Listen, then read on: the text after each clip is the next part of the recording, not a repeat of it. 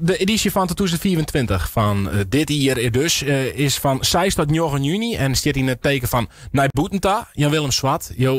Binnen een van de initiators, een van de meesten die ertussen beweegt in de dij van het kasteel. Allereerst, wat houdt het correct in? Ja, de dij van het kasteel is een landelijke dij. En is ooit in werking treden door de Nederlandse Kastelenstichting. Vaak weten mensen wel een kasteel te vinden en zeggen dan eens boeten en zeggen dan van wat zou er nou eigenlijk binnenwezen. En vanuit die nieuwsgierigheid is die dag van het kasteel ontstaan. En een stukje bij beetje is dat ik in Nederland uitvloeit en zei je dat ik in Friesland terug te komen. En dan zou je zeggen van we in Friesland kastelen. Nou, ik denk dat wij een heel rijk verliezen hebben, maar dat wij ons kasteel niet het kasteel nemen, maar steensen. En of staten of steensen, zeggen wij vaak. Hè? Ja, want toen we dit terugkregen van de dij van het kasteel, toen dacht ik van kastelen in Noord is Friesland in Downtown. Maar dan ben je natuurlijk wel een heel soort, stetige gebouwen. Ja, nou, als het haast over een steens, dat is eigenlijk een stenen nederzetting op een verhegen plak. En hier in wat is Friesland hebben we een prachtig voorbeeld ervan. En dat is de skiersteens. En als je de skiersteens joggen, dat is eigenlijk een vrouwenkant gebouw. En het is eigenlijk een soort van verdedigingswerk. Een soort van kasteeltje, ook uit diezelfde tijd. En door de eeuwen heen binnen vaak van allerlei bouwwerkjes onkam, bikaam, opkaam. En dat uitgroeit tot een laanhuis. En daar hebben we ook hele mooie voorbeelden van. Bijvoorbeeld Vogelzangstaten, waar ik een hele product voor doch.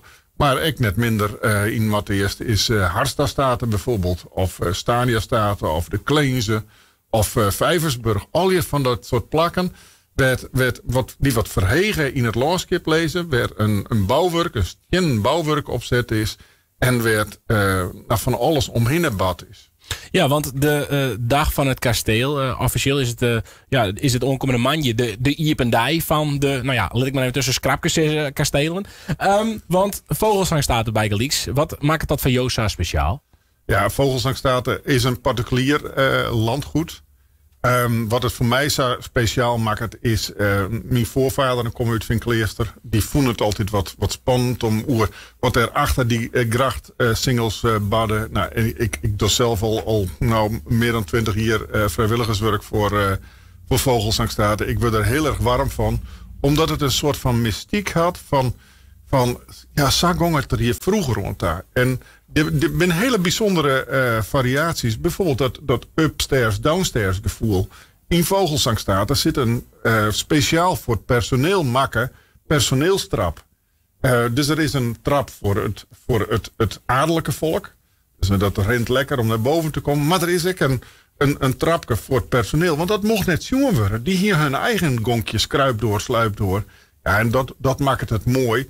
En dat maakt het ook mooi om op zo'n dag van het kasteel, maar ik hoor vrijwilligers, om daar wat van die personages deel te zetten. En ik mijzelf heel graag de butler spelen.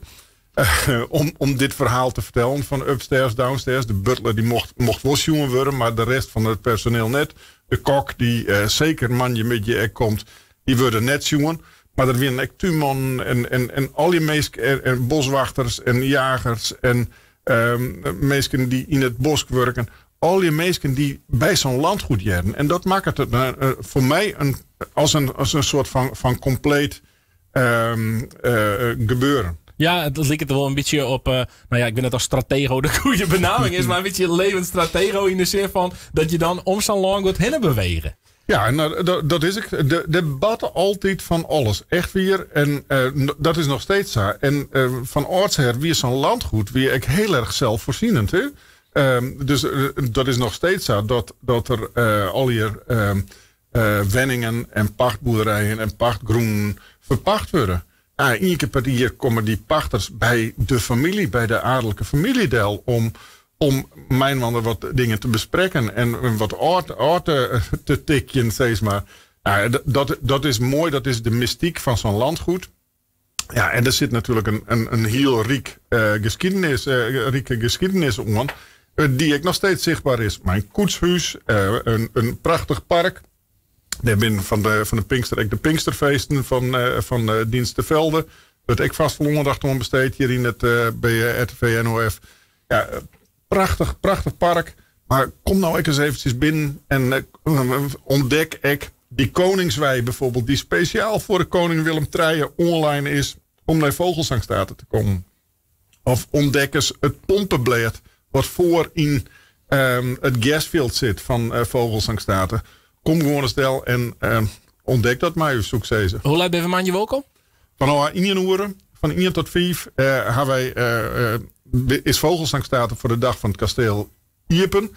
De Orenfjouwer hierin wat eerst. En dat is Harsta, de Vijversburg en Martena. Martena leidt wat meer, dat leidt bij Kwanjem. Die staan gewoon op de website van de dag van het kasteel. Studeer eventjes op. Maar Vogelzangstaten is Pinkstermandje van 1 tot 5 Iepen. Boeten op het terrein hebben we een roofvogelshow. Want het thema, en ik weet net altijd mensen binnen die sjuggen, maar ik hier een verrekijker mij nam.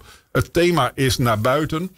En van binnen kun je heel mooi naar Boeten zien. Maar Boeten is echt van alles te beleven. En daarvoor heb ik een roofvogelshow. Hartstikke leuk. Succes man Jos Butler. Jan-Willem Slavidat van Vogelzangstaten.